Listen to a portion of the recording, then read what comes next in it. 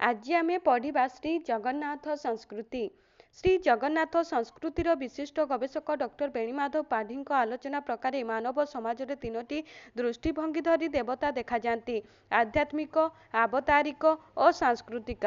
जो देवता को मूल करी आध्यात्मिक चिंता बा दार्शनिकता उत्पत्ति लाभ करे एवं विभिन्न दर्शनर सूत्रपात हुए ताहाको आध्यात्मिक देवता कहुए। अवतारिक देवता हेले जो माने मर शरीर रे रक्त मांसधारी मानव रूपे अवतीर्ण होई विश्व नियतांक आदेश को कार्यकारी करिबा द्वारा जनसमाजर उपास्य होई उठंती। एमाने साधारण मानव तुल्य प्रतीयमान हेले सुद्धा आश्चर्य शक्ति संपन्न। अपरटी होची सांस्कृतिक देवता।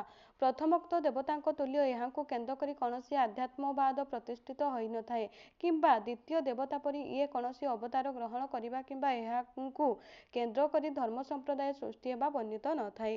देखिपारे जगन्नाथ संस्कृति। जगत सरसे भारत कमल तामध्ये केशर पुण्य नीलाचल उत्कलर प्रति शिलाशाल ग्राम प्रति धूଳି कणा प्रिय पुरी धाम। यही होची जगन्नाथ संस्कृतिर महिमा। जगन्नाथ उत्कलर प्राण केन्द्र।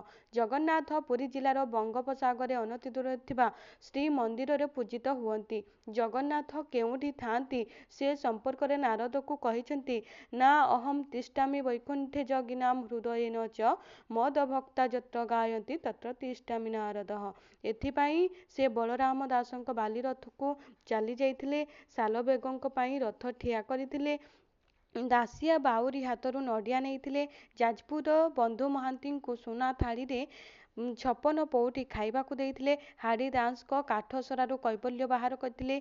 से पतित पावन तांको निकटरे समस्ते समान। पुरी धाम होची एपरी एक धाम जेउठी की जेते लोक आसी खाद्य खाइले मध्य खाद्य नियंट पड़े नहीं केही भोक उपास रे फेरंती नहीं। ए हेउची सेही स्थान जेउठी को विदेशी माने दान पाई अर्थ नहीं करी आसंती किंतु गला बेले भिकारी परी जीवार खर्च मागी करी नियंती। राजा राज्यर भाग्य विधाता ओडिशार गजपति वीरश्री गजपति गौडेश्वर नवकटी कर्णाट कुलवर्गेश्वर विराधी वीरवर श्री श्री 108 श्री रे भूषित होइथिले मध्य से 3 रथर झाड़ू द्वारा एथिपाई तांको प्रथम सेवक एवं जगन्नाथंक चलंती प्रतिमा बोली कहाଯାଏ।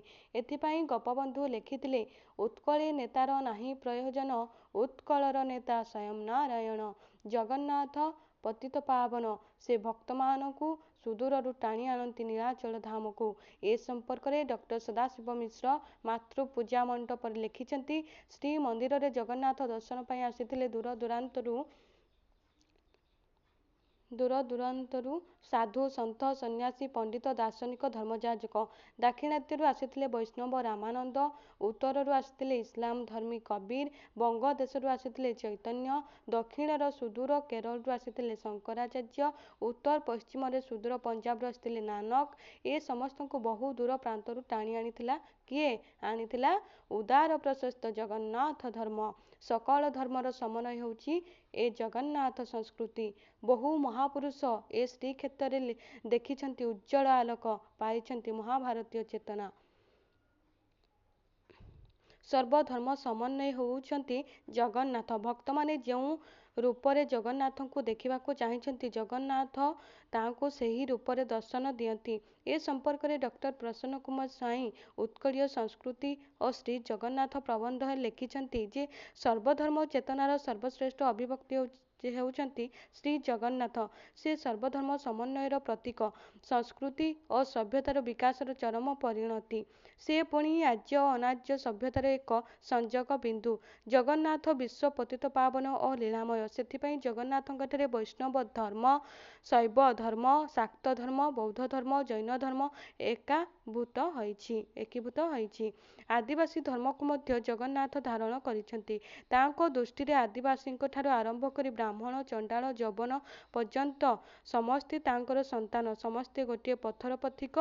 प्राचीन उत्कल रे धर्म को केंद्र करी विभिन्न समय भीषण झड़र सूत्रपात होइतिले मध्य जगन्नाथ चिरदिन स्थिर अचल मेरु होई रहिछंती। ଶ୍ରୀମନ୍ଦିର ରତ୍ନବେଦୀରେ ବିରାଜିତ ଚତୁର୍ଦ୍ଧାମୂର୍ତ୍ତି ମାଧବ ହେଉଛନ୍ତି ଦାରୁ ନିମ୍ବ କାଷ୍ଠ ବିଗ୍ରହ। କିନ୍ତୁ ଶ୍ରୀ ଜଗନ୍ନାଥ ସାଧାରଣତଃ ଦାରୁ ବ୍ରହ୍ମ ନାମରେ ପରିଚିତ।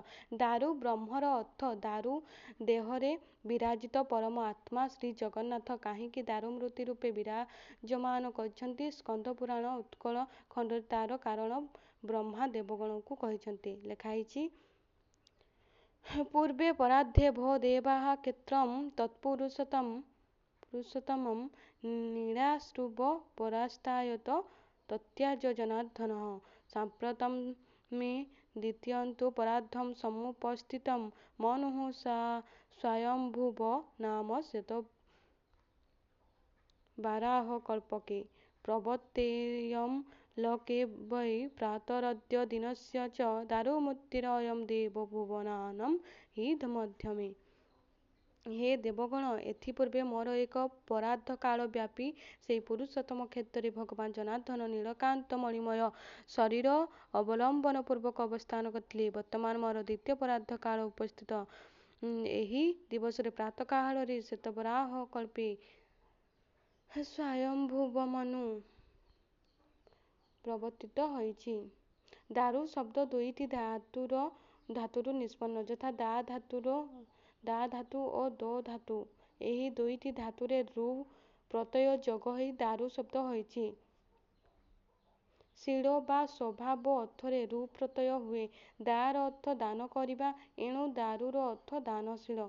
ଦୋ ଧାତୁର ଅର୍ଥ ଖଣ୍ଡନ କରିବା, ଏଣୁ ଦାରୁର ଅନ୍ୟ ଏକ ଅର୍ଥ ଖଣ୍ଡନଶୀଳ। ସୁତରାଂ ଅଖଣ୍ଡ ଆନନ୍ଦ ଦାନ ଓ ସର୍ବଦୁଃଖ ଖଣ୍ଡନ ହେଉଛି ଦାରୁ ବିଗ୍ରହ ରୂପୀ ପରମ ବ୍ରହ୍ମଙ୍କର ବିଶେଷତ୍ୱ। ଶ୍ରୀ ଜଗନ୍ନାଥଙ୍କର ଶ୍ରୀଅଙ୍ଗରେ ଏକ ଗୋପନୀୟ ବ୍ରହ୍ମ ପଦାର୍ଥ ରହିଥିବା ଜଣାଯାଏ। ନବକଳେବର ସମୟରେ ଏହି ବ୍ରହ୍ମ ପଦାର୍ଥ ନୂତନ ବିଗ୍ରହଙ୍କ ଶ୍ରୀଅଙ୍ଗରୁ ସ୍ଥାନାନ୍ତର କରାଯାଏ। ଦାରୁ ବିଗ୍ରହ ଦେହରେ ବ୍ରହ୍ମ ପଦାର୍ଥ ଥିବାରୁ ବିଗ୍ରହଙ୍କୁ ଦାରୁ ବ୍ରହ୍ମ କୁହାଯାଏ ବୋଲି କେହି କେହି କହନ୍ତି। ଜଣାଯାଏ ଯେ ରତ୍ନବେଦୀସ୍ଥ ଅନ୍ୟାନ୍ୟ ଦାରୁ ବିଗ୍ରହମାନଙ୍କ ଶ୍ରୀଅଙ୍ଗରେ ମଧ୍ୟ ବ୍ରହ୍ମ ପଦାର୍ଥ ରହିଅଛି। ବାବା ଚୈତନ୍ୟଚରଣ କହନ୍ତି, ଏଥିରୁ ଜଣାଯାଉଛି ଯେ ମୂର୍ତ୍ତି ଦାରୁ ହେଉଛି ଶରୀର ଏବଂ ବ୍ରହ୍ମ ହେଉଛି ଆତ୍ମା।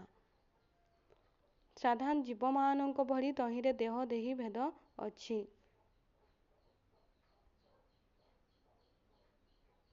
ତ ବହୁତ ସୁନ୍ଦର ଭାବରେ ବର୍ଣ୍ଣନା କରାଯାଇଛି। ତ ଯେଉଁମାନେ ବି ଶ୍ରୀ ଜଗନ୍ନାଥ ସଂସ୍କୃତି ବିଷୟରେ ଲଙ୍ଗ କ୍ୱେଶ୍ଚନ୍ ଲେଖିବାକୁ ଚାହୁଁଛନ୍ତି, ସେମାନେ ବହୁତ ସୁନ୍ଦର ଭାବରେ ଏଇଥିରୁ ଲଙ୍ଗ କ୍ୱେଶ୍ଚନ୍ ଲେଖିପାରିବେ।